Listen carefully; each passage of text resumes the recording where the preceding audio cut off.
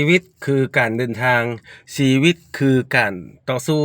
บ่ว่าเราจะอยู่สถานะไหนสถานะใด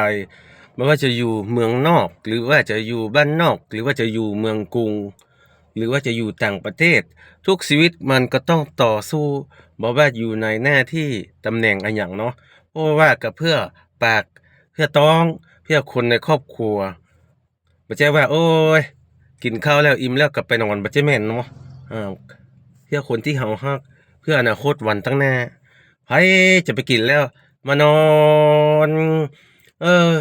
ข้าวมันบดอยู่ในท้องโอ้มันบ่ได้เนาะหายใจหายคอถึงวันนี้ก็มีค่าใช้จ่ายเพื่อเงินเพื่อทองเพื่อยานพาหนะทุกสิ่งทุกอย่างเสื้อผ้าแต่งกายทั้งอ่ากินข้าวเนาะอาหารการกินทุกอย่างก็ต้องใช้เงินใช้ทองล้วนๆไหนจะด้านสังคม ต่างๆเนาะมีงานมีการค่าน้ำค่าไฟทุกชีวิตก็ต้องดิ้นรนกันต่อไปการหาเงินนำเข้าภายในครอบครัวนะครับทุกท่านมันก็เป็นตัวหลักที่เราจะต้องขับเคลื่อนเพื่อหมู่บ้านเพื่อตัวเราเองทุกอย่างนะครับจะจ่ายเงินจ่ายทองหมดเลยหน้าตาสังคมก็ยิ่งต้องจ่ายเงินจ่ายทอง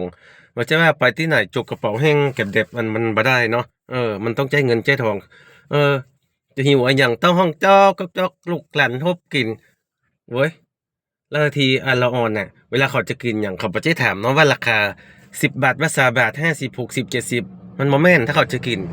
ราคาบ่ได้เกี่ยวเลยเขาจะกินเรามีหน้าที่จ่ายก็แค่นั้นแต่ทั้งนี้ทั้งนั้นก็บ่เป็นหยังอู้ถึงเรื่องความต่อสู้แต่ละชีวิตบางคนหาได้วันละเป็นพันบางคนหาได้วันละเป็นหมื่นบางคนเป็นแสนบางคนเป็นล้านแต่ละคนมันก็บ่เหมือนกันบางคนหาได้วันละ200-300ก็บ่เป็นหยังทุกชีวิตก็ถึงบอกแล้วว่าก็ต้องต่อสู้เนาะในเพื่อครอบครัวและตัวเองและคนที่เรารักเราก็ต้องต่อสู้ถ้าบ่ต่อสู้จะอยู่ได้จะใดทุกท่านครับฟังบ่ผิดวันนี้มาเป็นแรงบันดาลใจในการทำคลิปแต่ละคลิปแต่ละรายได้เนาะทุกท่านแต่ละหน้าที่แต่ละคนก็บ่เหมือนกัน ถนัดด้านไผด้านมันก็บ่เป็นหยังเนาะเราก็บ่ต้องไปบุลลีซึ่งกันและกันทำกันต่อไปทุกงานทุกอาชีพมีเกียรติทั้งนั้นมีเกียรติทุกอย่างเลย